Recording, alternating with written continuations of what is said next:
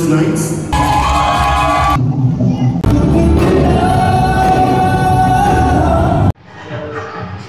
সাকে আমার সাধারণত ভালো লাগে না, কিন্তু এটা এত মজার স্যুপ আমি আগে খাইনি কখনো। সুশিমা কিরণ ফ্রাইড আইসক্রিম। এই যে দেখো, এখানে দেখলাম একটা ভেলার মধ্যে ডাব নিয়ে আসছে, বিক্রি করতেছে, দেখছো?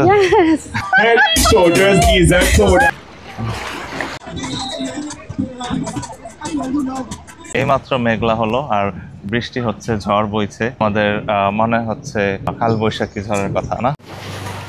রাতে আমরা একটা থিয়েটারে যাব, আর থিয়েটারের পরে আমরা হচ্ছে জাপানিজ রেস্টুরেন্টের রিজার্ভেশন আছে এখানেই।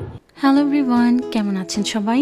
We are Alex and Sara from delightful highlights. আপনারা দেখছেন জামাইকান ট্রাভেল সিরিজের 6ষ্ঠ দিনের সেকেন্ড পার্ট। সন্ধ্যায় তো আমরা থিয়েটারে চলে আসলাম। রিসোর্টে এত রকমের বিনোদনের ব্যবস্থা থাকে যে সব করে ওঠা সম্ভব হয়ে ওঠে না। আমাদের প্রতি রাতেই নতুন একটা রেস্টুরেন্টের রিজার্ভেশন ছিল, আর ওই সময় যে শোগুলো হতো সেগুলো অ্যাটেন্ড করা যেত না। যাই হোক, এখন আমরা বব মার্লির শো দেখতে এসেছি। উনি হচ্ছেন জামাইকার সিঙ্গার, সং রাইটার এবং guitarist. So the lowest screen and applause. That's the hope we're going to determine. To say for contestant number 1. Number 2. Number 3.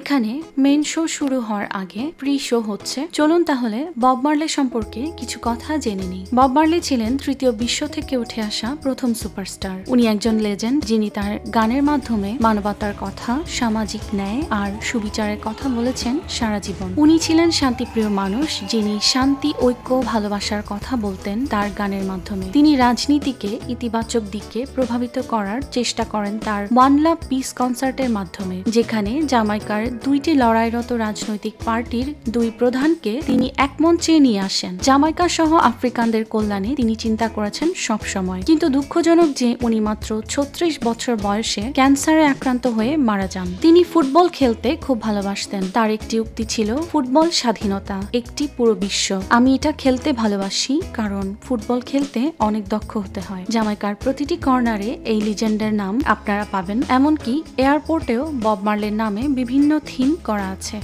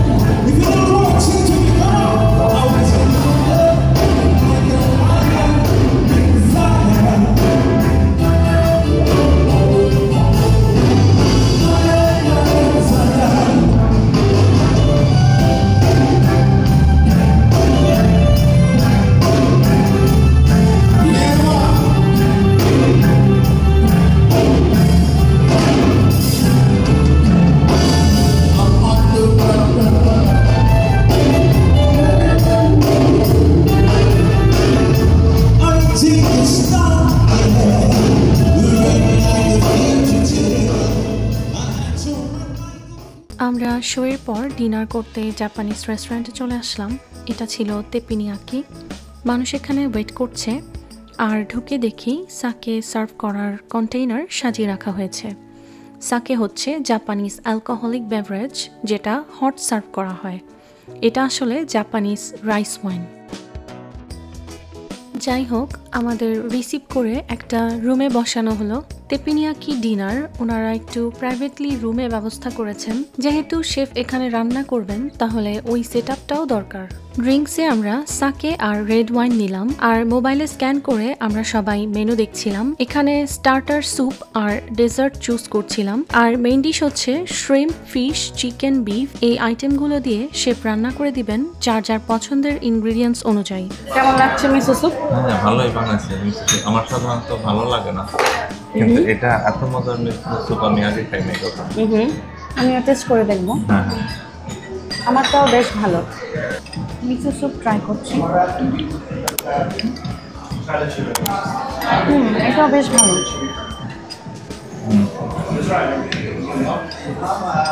Ramen soup কেমন লাগে? ভালোই। হ্যাঁ, আচ্ছা, কিন্তু মিসোটা বেটার। সে সুশিমা কিরোল দিলেন আর সসটা উপর দিয়ে ঢেলে দিলেন। খুবই সুন্দর প্রেজেন্টেশন। আর এটা হচ্ছে ভেজিটেবল টেম্পুরা না? হ্যাঁ, শ্রিম্প এন্ড ভেজিটেবল। হ্যাঁ, এটাও একইভাবে সসটা উপর দিয়ে সার্ভ করলেন। সবাই এখানে বসে খাচ্ছে। একটু আগে শেফ এসে কাঁচা ইনগ্রেডিয়েন্টসগুলো রেখে গেলেন। শ্রিম্প, ফিশ, বিফ আর ভেজিটেবলস রাখা আছে, আর উনি এখানে রান্না করবেন। আমাদের সাথে একটা গ্রুপ বসেছে দেখতে পাচ্ছেন। যেহেতু জায়গাটা বেশ বড়, কয়েকটা ফ্যামিলি নিয়ে একসাথে বসানো হয়। তবে মজার বিষয় হচ্ছে, শেফ যখন জানতে চাইলেন আমরা কে কোথা থেকে এসেছি, তখন আমরা জানতে পারলাম যে আমাদের এই গ্রুপের সবাই এসেছেন কানাডা থেকে। আমরা এসেছি নায়াগ্রা রিজিয়ন থেকে, আর ওনারা এসেছেন টরন্টো থেকে। বয়স্ক মতো যিনি ভদ্রলোক, উনি বললেন উনি প্রায়ই তার কাছে নায়াগ্রা ফলস এরিয়াতে আসেন। বেশ ভালো লাগলো পরিচয় হয়ে। বেশ ফ্রেশ লাগছে। এখানে ফ্রাইড রাইসের জন্য ভেজিটেবল কুক করা হচ্ছে। রান্না হতে হতে আপনাদের সাথে একটা জিনিস শেয়ার করি, সেটা হচ্ছে আপনারা কেউ যদি জামাইকা আসেন এবং রিসোর্টের বাইরে বেরিয়ে কোথাও যেতে চান, তাহলে ট্রান্সপোর্টেশন কস্টটা এক্সপেন্সিভ হলেও ভালো যে দিকটা আছে সেটা হচ্ছে যে টিপস নিয়ে কেউ বিরক্ত করে না। অনেক জায়গায় আছে যে রিসোর্টের প্রতিটা জায়গায় তারা টিপস নেওয়ার জন্য বারবার বলতে থাকেন। এখানে এই বিষয়টা একদমই তা নয়। অন্তত টিপস নিয়ে আপনাকে কেউ বিরক্ত করবে না। আসলে রিসোর্টে যে প্যাকেজটা নেওয়া হয় সেখানে কিন্তু অলরেডি টিপস ইনক্লুডেড থাকে। আজকে ডিনারে সব থেকে যেটা ভালো ছিল সেটা হচ্ছে মিসো স্যুপ আর deep fried ice cream. Chef special আইসক্রিমটাও বেশ ভালো ছিল। তবে মেইন যে তেপিনিয়াকি সেটা আমাদের খুব একটা ভালো লাগেনি। মেইনলি যেটা অবাক হলাম সেটা হচ্ছে এখানে কোনো ফুড আর্ট শো দেখলাম না, যেটা আমরা এক্সপেক্ট করেছিলাম। সাধারণত তেপিনিয়াকিতে শেফরা নানা রকম অ্যাক্রোবেটিক দেখান ফুড নিয়ে। যাই হোক, নতুন পরিবেশে নতুন কিছু মানুষের সাথে পরিচিত হলাম। অন্য মজার আইটেমগুলো বেশ এনজয় করলাম। প্রিয় মানুষের সাথে সন্ধ্যাটা তো ব্যাপক কাটালাম, আর কি লাগে। আর ডিপ ফ্রাইড আইসক্রিমটা এখনো মুখে লেগে আছে। বাইরে গরম আর ভিতরে ঠান্ডা নাকি? সবই কোল্ড, বাট উপরেটা ক্রাঞ্চি আর ভিতরে তো আইসক্রিম। বাইরে যে চেয়ারগুলো দেখতে পাচ্ছেন এগুলো হচ্ছে আলাকার্তের জন্য। রেস্টুরেন্টের সেটআপটা কিন্তু বেশ সুন্দর। পরবর্তীতে কিন্তু আরো দারুণ দারুণ অ্যাক্টিভিটিস এবং এক্সকারশন আসতে চলেছে। এখনো চ্যানেলটিকে সাবস্ক্রাইব করে না থাকলে এখনই সাবস্ক্রাইব করে আমাদের সাথেই থাকুন। ভালো লাগলে লাইক করুন এবং বন্ধুদের সাথে শেয়ার করুন। ভিডিওটি কেমন লাগলো কমেন্টে জানাতে ভুলবেন না কিন্তু। আবার দেখা হচ্ছে নতুন পর্ব নিয়ে। Till then, take care everyone, lots of love from us. Bye by.